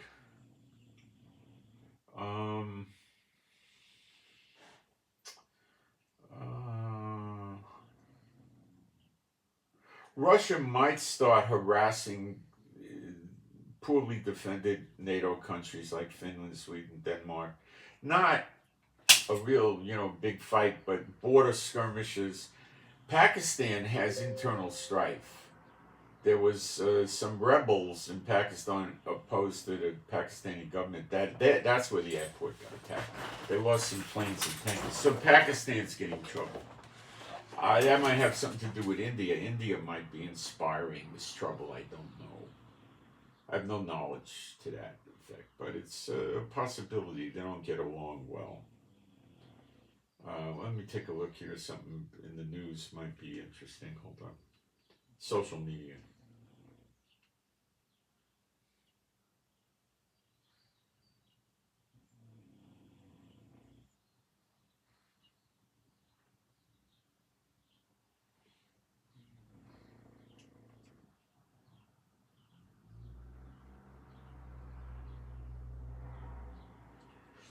The emphasis on our military as of today is finding their underground terrorist network and destroying the entrances and the exits. Look, the tunnels are 100 feet underground or more, right? It's hard to get to and expensive. But the entrances and the exits are right there on the surface. 2 + 2 = 4. So what's the vulnerability of the tunnel network? The entrances and exits. Without them, they're worthless. So they find those, they blow those up, which is easy. Immature explosive devices will do that. It's not so sophisticated, right? And that's it. And then when you run out of entrances and exits, then what do you do if you're Hamas? You commit harry-carry or unconditional surrender. What else are you going to do?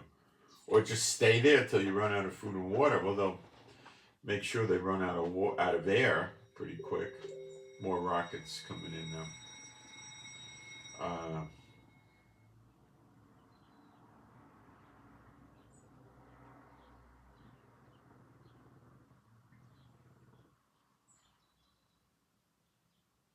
Hamas is trying to play the social media sympathy game. Oh, our poor baby, us poor baby killer terrorists, you know.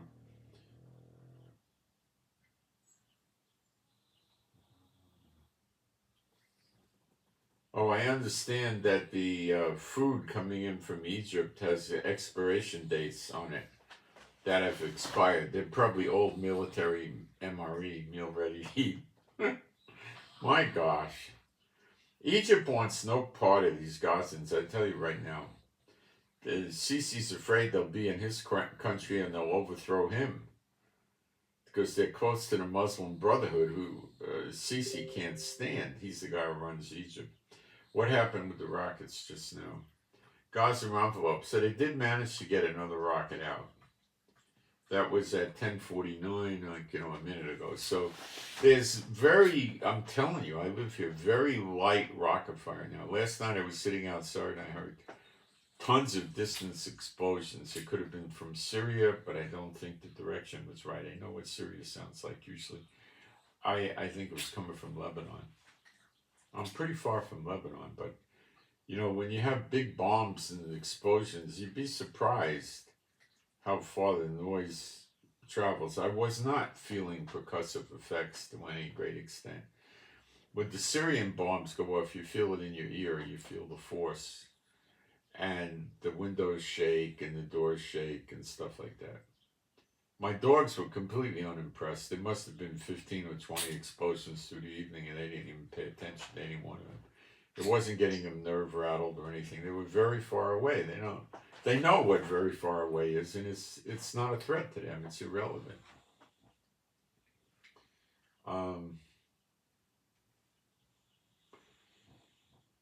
It occurs to me now that the Israeli military was pretty smart. They usually are, okay? I got to admit that. And I'm proud that they are. I'm glad that they are. I love that they are. They really knew what they were doing, and they really knew they had to cut the rockets out. And I think we may have arrived already. If it's this slow now, tomorrow could be... it could get to a point where we don't have any rockets on Sunday or Monday, and then Tuesday there's 3, or, they're coming out of their tunnel openings and they're getting killed. Now, climbing out of a tunnel opening with an AK-47 on your back going up a ladder is not such a big deal, right? Even with an RPG grenade launcher, it's not such a big deal. But a team of guys carrying missiles and the components to assemble the missile launcher, that's not the same thing. And then they got to get out of the tunnel, and they're risking their lives, and they got to schlep all this big equipment around with them when they're exposed outside. It's a problem. Look, the ambulance got attacked. They were transporting wounded Hamas soldiers to Egypt to try to get them medical attention there and escape from Gaza. And they use ambulances on a regular basis, Hamas does, to move weapons, equipment, food, water, communication devices, and soldiers around. That's why the ambulances got hit. Got it? The hospitals, they're built over tunnel networks where the bosses operate, where the heart of Hamas is. They put them under hospitals. They're using human shields. We tell the hospitals, leave, leave, leave. And they don't leave because Hamas doesn't let them. We found Hamas snipers, I think it came out yesterday, were shooting civilians going to the south of Gaza, sniping them with rounds from their AK-47s and killing them. There's a version of the AK-47 that's a sniper rifle. It has a longer barrel, probably cold hammer forged barrel instead of the junk on the regular one, and it probably has some sort of optical scope. So yeah, it could work. And maybe it's not going to go 800 yards. It might go 400 or 500. You know, but they're killing them. And Biden knows it. He's completely convinced of that. Okay, so eventually there's this few hospitals left that are going to get demolished. Unless we can get to control the hospital without destroying it with ground forces. Like you tell them, evacuate the hospital with your hands up in the air and all that stuff. Right now, we're going to shell the hospital and then put a couple of shells right in front of the hospital with artillery to encourage them to get out. And then when they get out, which could take a couple hours, then we go in and we make sure they're out, which is a nasty job. But we could use thermal imaging to go through the walls. You know, even fire departments have had that 25 years ago. You know, it's not secret. And we could use dogs and go in with special forces. We could have heavy armor. We have to look for IEDs in there. We have to look for hiding soldiers and everything else. And then when we get in there, we can, it's underneath it. We just start, we find the entrances. What's that going to take? A half hour, 20 minutes, 10 minutes. And we start dropping explosives down there. So we can leave the hospital sort of intact and just blow them up. Got it? I think they've done a great job of stopping the missiles. I'm proud. It's my military. I love it.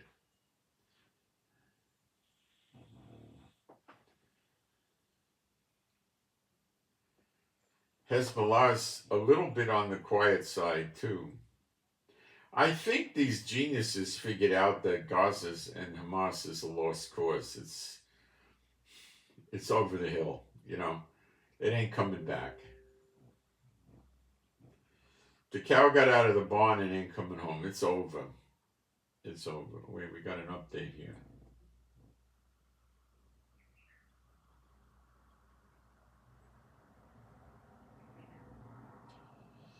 No, there's still activity going on up in Lebanon, but I think it's diminishing rapidly.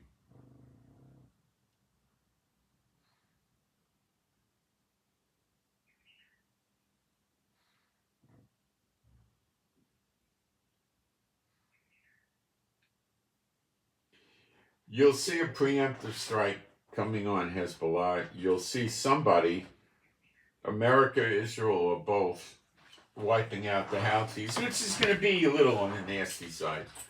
But they've got to neutralize them. They can't give up the Red Sea. They can't risk the American Navy ships getting sunk by some sophisticated missile Russia, China, North Korea, or Iran gave to the Houthis. They're going to wipe it out. Okay? And then it's Iran's turn. That's cutting the head off the snake. And Iran's ready for it, obviously. They wouldn't be defying Biden. They'd be telling Biden, look, let's sit and talk. Look, we got to look good. You know, they're not. They're saying, we don't care how many aircraft carriers you bring here. We're not listening to you. But they're not going through with it because they're afraid, but they're going to get hit. Because Biden and his Pentagon are not that stupid. And they know as soon as the fleets leave, Iran's right at it again. So they got to take Iran's tools away. The Houthis, Hezbollah, and Hamas. Then Iran doesn't have them. Then Iran has a couple odds and ends Iraqi militias and stuff like that, which America's going to be attacking. They already started a little bit. And then they got to take Iran away. Iran is not positioned to take a lot of forces and start fighting America and Israel. And then if America's fighting, France, Great Britain, Germany, and Italy are fighting. They got to protect their home front. They can hold up against a ground invasion. Well, they can hold up to where it's going to take a massive ground invasion to end them. And that might be what they're trying to do, to suck America in. And then while America is doing that with 1 million soldiers, then Russia opens up on NATO and China goes to work with North Korea. And that would be the perfect snare, the perfect storm, but the Bible calls it a snare. And America would be sucked in too deep to recover.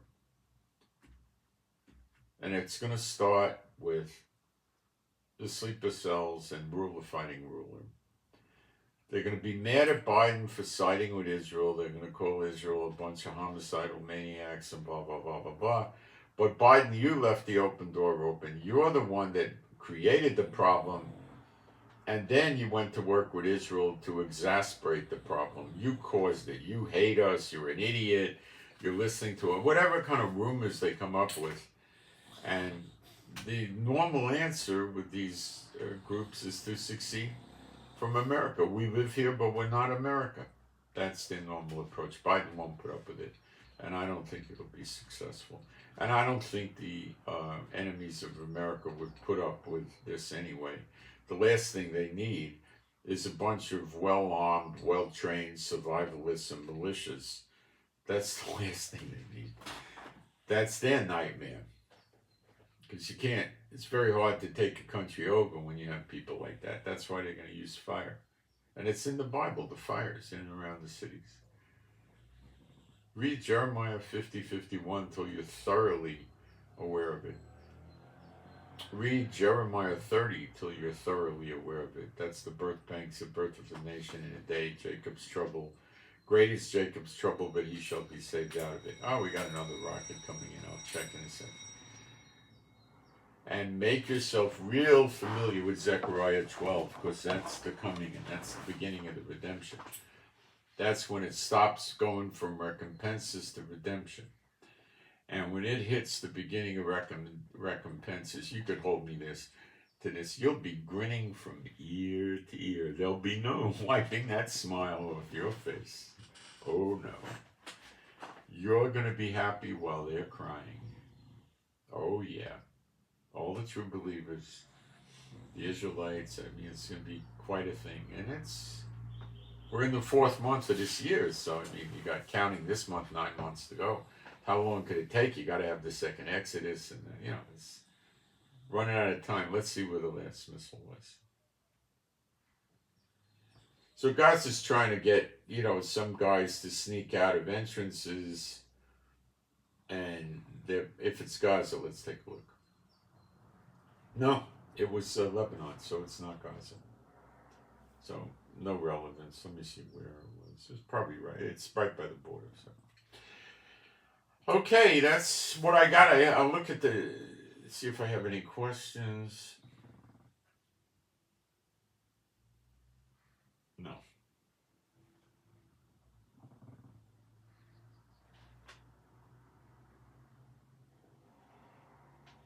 Okay. So I'm Moshe, my wife is Rivka. Please pray for our peace, safety, protection, joy. Pray for our animals and pets that are all rescues. Pray for our finances and health. And I send the Shabbat Shalom to all those who love Yeshua HaMashiach. And I'm out.